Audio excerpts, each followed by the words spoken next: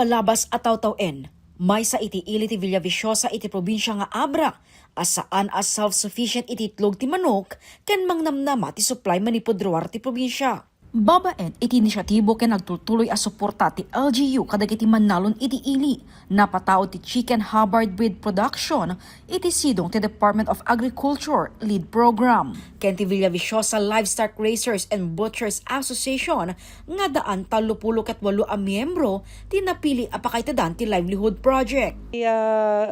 Department of Agriculture kati kayat da nga beneficiary ket dagiti accredited metlang association iti Department of Agriculture, so kayat nga sa accredited ma'am iso dati active nga association tayo kasi dito nga project ma'am ket proposal based no sino ta active iso mati may yaramidan miti proposal and then i-forward media DA car and ako ngamin ma'am dito Hubbard breed ket may isang promising ti panagitlog na. Ket ti purpose na ngamin dayti lead ma'am jay livestock economic and enterprise development is livelihood para kadagiti farmers tayo.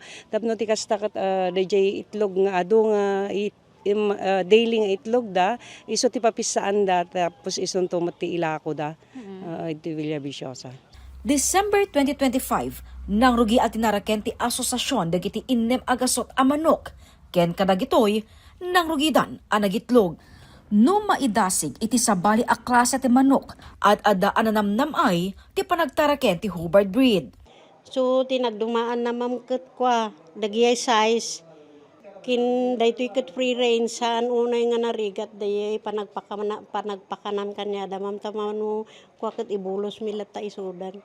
So ti panagpakan mi mamket kwa ibulos mi ida no dadu mamapandatayan ti karuutan sa minto iyo nag-ida pakanan mi matla isuda ti feeds nga dapat na timbangan mi matla ang ti dayay panagpakan mi tapnuhan da unay dumakkel ma'am. Medium to large size ti gagangay akadakkel dagiti itlog a maipisok iti incubator ken nagpao ti 20 ket maysa nga aldaw.